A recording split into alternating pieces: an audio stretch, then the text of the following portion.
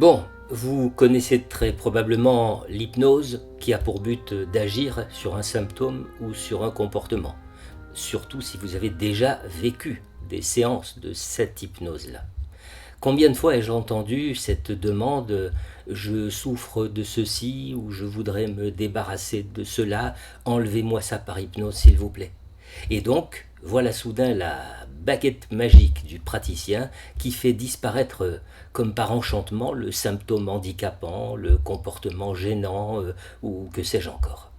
Avec un praticien confirmé, la thérapie ressemble à l'allumage du papier de soie. Vous savez, le papier de soie qui, aussitôt enflammé, se consume en une seconde et disparaît sans qu'on s'en rende compte.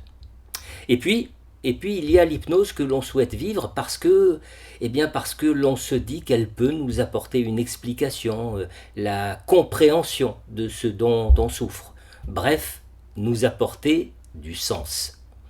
Et certains d'entre vous ont peut-être déjà vécu cette forme d'hypnose-là.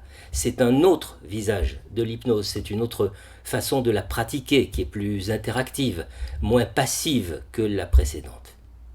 Et pourtant, voyez-vous, quelle que soit l'hypnose, quelle que soit la technique utilisée et quel que soit le but recherché, qu'on accepte ou non de le reconnaître, l'hypnose, depuis la nuit des temps, fait toujours appel à la suggestion. L'hypnose est assise sur la suggestion.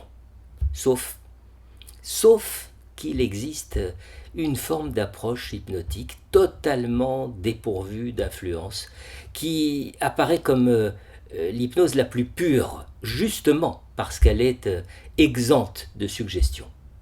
Alors elle est très peu connue, elle est confidentielle pour tout dire, et vous allez en comprendre aisément les raisons. Il s'agit de l'hypnose sèche. L'hypnose sèche, qu'est-ce que c'est ? Eh bien, elle semble avoir été conçue dans l'ex-bloc soviétique dans les années 40-50. Les praticiens y auraient eu recours pour une indication bien spécifique, l'addiction à l'alcool qui faisait alors des ravages un peu partout. Pourquoi cette indication-là, précisément ?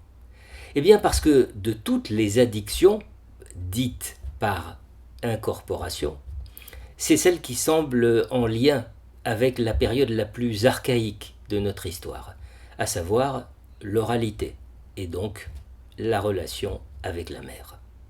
L'hypnose sèche se caractérise par une induction, on va dire classique, plus ou moins poussée, et ensuite, et c'est là sa spécificité, et ensuite un laisser-vivre, l'état de transe par le patient en totale autonomie. Le maintien de cet état de conscience qui s'approfondit naturellement pouvait à l'époque durer des heures, voire des jours, et voyait le praticien ramener entre guillemets le patient à la conscience le temps de s'alimenter et de procéder à sa toilette avant de réinduire la transe hypnotique. Bon, alors, que se passe-t-il ? Que se passe-t-il concrètement pendant ces heures de voyage profond ? Eh bien, il se passe que le praticien ne quitte jamais le patient. Il peut évoluer dans la pièce, il peut demeurer assis près du divan, il peut travailler, lire, boire ou manger. Il est toujours là, tout proche.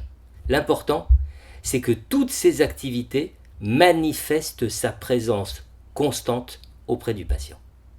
Une présence qui va être interprétée comme un gage de sécurité, le praticien étant fantasmatiquement investi d'une mission de protection, d'attention, de bienveillance. Une fonction qui ne manque évidemment pas d'évoquer la présence aimante de la mère auprès de son nourrisson. Voyez-vous, c'est cette fonction fantasmée qui permet au patient de régresser dans les couches les plus archaïques de son histoire en totale sécurité. C'est cette fonction fantasmée qui devient réparatrice parce qu'elle permet au patient de revivre une phase de son existence dans un contexte à l'extrême opposé des tourments qu'il a vécus dans sa prime enfance.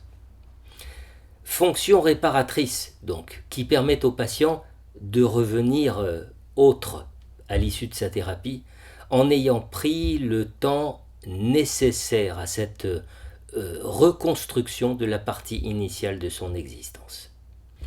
Surtout, n'allez pas en déduire que cette approche ne serait rien d'autre que l'équivalent déguisé d'une cure de sommeil. Pas du tout.